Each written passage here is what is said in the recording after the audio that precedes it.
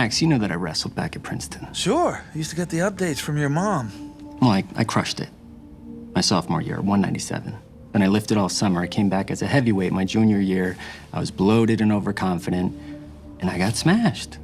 This is that. My assets under management went over $1 billion. I don't want the same thing to happen. So, a few more stops today, paying out gains, I'll be back to where I want to be, in my weight class, nimble. Gotta be nimble, oh yeah. Oh my god, John Rice. You know, he didn't deserve what Axe did to him, but at the same time, I just really didn't like his character that much. Especially because of all the forced references he made. But then again, you know, every character in this show basically has forced references. Yeah, the position started working against me, so I dropped it faster than a peregrine falcon shits on a raccoon. Huh?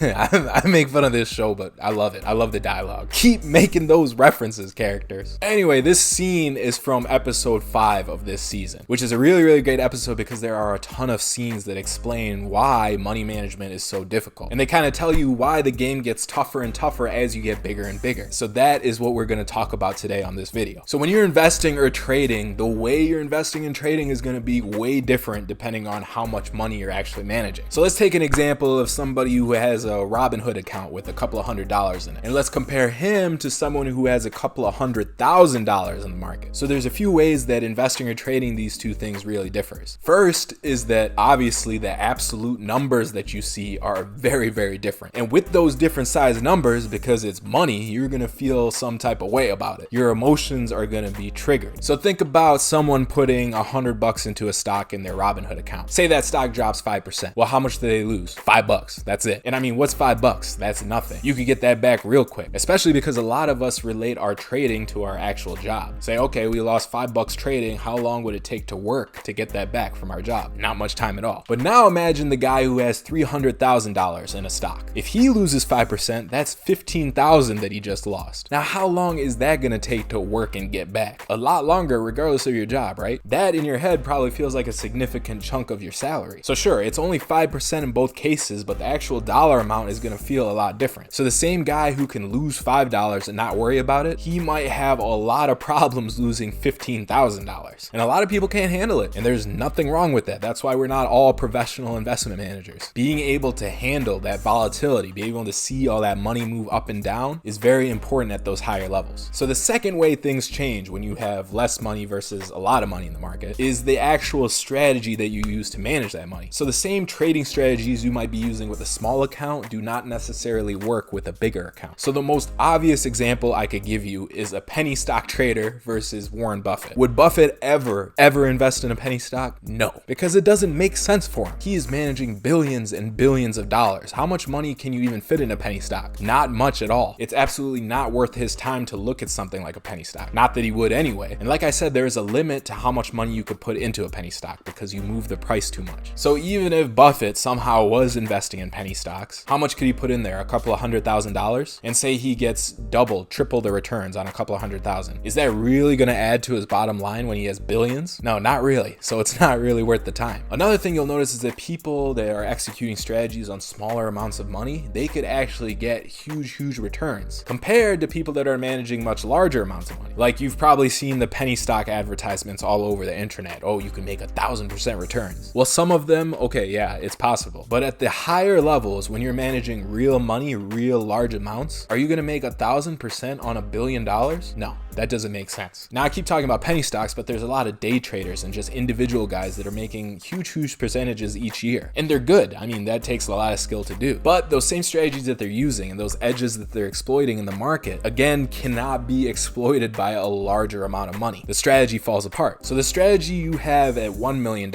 is going to differ from the $10 million strategy to the $100 million to the billion and then to the 10 billion. Those are all going to be different strategies. Think about if you're managing $10 billion. How much of that money can you even put into an individual stock? When you're managing that much money, you're going to run into the problem I was saying before. You can invest in a really good stock and it might do really well, but you're only able to put a small amount of your money in there. So it barely adds to the bottom line. So as you get more and more money and you got to move all this money around, your strategy ends up changing. The same edges can't be exploited. And Axe actually explains this to John on the boat. No, I know how it is. You have your ideas, your information, your strategies, and it all makes sense up to a few hundred million. And then you get to $1 billion, and you think, how do I deploy all this? You know? Will it work at this size? Is my analysis solid enough? Where's my edge gonna come from?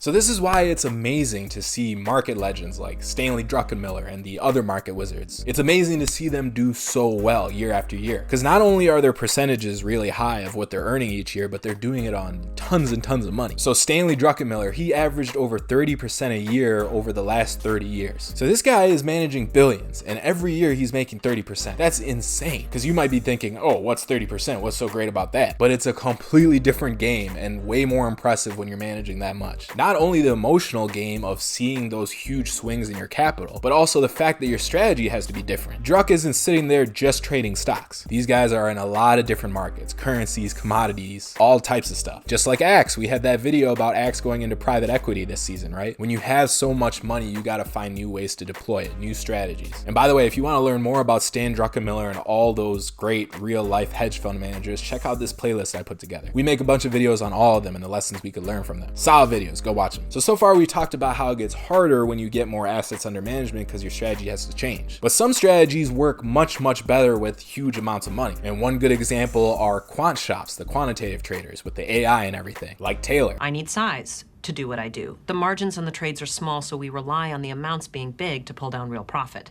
I'm not interested in being boutique. So in my mind, I always relate Taylor to Renaissance Technologies, which we've brought up a few times in these past Billions videos, which if you haven't seen, I'll link to that entire playlist right here. But Rentech is like the #1 quant firm there is, right? So I figured that's kind of what Taylor's firm is modeled off of. But like I said in the previous videos where I described what they do, they have all these computers and all these PhDs, super smart people putting together algorithms and stuff that are basically exploiting a ton of little different market edges. And when I say a ton, I mean like thousands. They have thousands of strategies running at once, and they'll find a little edge in the market, exploit it until it runs out, and then move on. So a lot of times these are small edges and they have small margins. But when you have a ton of money running through those edges, those tiny little margins add up, and that's what makes it worth it. And that's exactly what Taylor was saying. Now, of course, this is finance, and not only is it finance, but this show is billions. So everyone is fueled by that ego. So people need reasons to shit on each other, right? Well, one of them is exactly what we're talking about here. How many assets do you have under your management? What is your AUM? The bigger the AUM, the bigger the balls, the better the hedge fund manager. So if you're not managing a lot of money, you could be considered a piker, which is exactly what Axe calls John Rice's dad. And yeah, sure.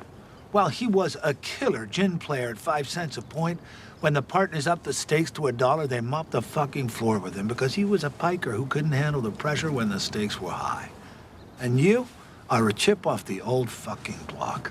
So Mr. Rice Sr. couldn't handle playing with the big money with the big boys. And you know, they were using these gin games as kind of an analogy for the market. He could play at 5 cents, but he couldn't play at $1 a point. And the reason he couldn't do it goes back to what we were talking about before. There's the emotional component of getting bigger size, and then there's the strategic component too. So from the emotional standpoint, the question becomes, do you have the balls to manage billions? Because it is not easy seeing those huge swings in your account. It's a crazy amount of pressure. So if we go back to that example, losing 5% on your position. Well, if you have $1 billion and you lose 5%, that's $50 million. Could you just sit by and be completely zen and okay with just 50 million evaporating like that? That's why Axe is meditating all the time. It really takes supreme emotional control, and it gets harder and harder as you go higher and higher. Most people would not be able to sleep at night managing that much. They'd just be sick all the time. So that's when it comes down to, like, do you have what it takes, or do you bitch out and just be a piker? Now, don't feel bad because you're not managing billions. I'm just saying this is how ego-fueled hedge fund managers could kind of go at each other, as you can see with Axe and John Rice. So we got the emotional standpoint, right? Like, are your balls big enough? And then you got the strategic standpoint. Is your brain smart enough? Because you got to be smart enough to be able to adapt at every level. 10 million, 100 million, billion, 10 billion. Your strategy continues to change, and you got to be able to change with it. So you can't just rest on what you did in the past. It's all about what you're going to do next, because you're at the next level. It's like you don't want to be a great college player and then be shit in the NBA, right? Your game has to improve. So do you adapt and evolve, or do you crap out and you got to stay small? And again,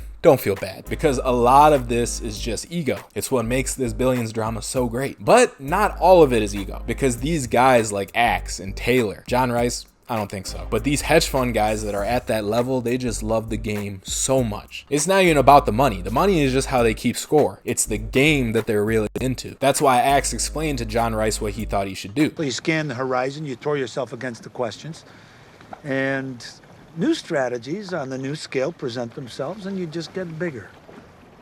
It's the biological imperative for guys like us. See, he said it was a biological imperative to keep moving, keep getting bigger, keep winning. And there's really no end in sight. They're just doing it to do it because they love it. And you'll kind of see that same mentality in every top performer across any industry. The best basketball player, the best musician. So that's why I really like this episode, because it showed a lot of this, a lot of the mentality behind these people. And it also brought up another point, like, is all of this worth it? Yeah, I understand you love the game, but what's the point? Do you really need to be constantly winning, and at what cost? So I'm actually going to cover that topic in the next video. So if you want to see that, make sure you subscribe to this channel and hit that notification bell so you get an email notification when that video comes out. And if you like this video, then make sure you check out that Billions playlist I pointed to before, because we're doing breakdowns on every episode. So you could go watch our previous ones there. But anyway, subscribe, and I will see you in the next video. Stay fallible out there. Bye.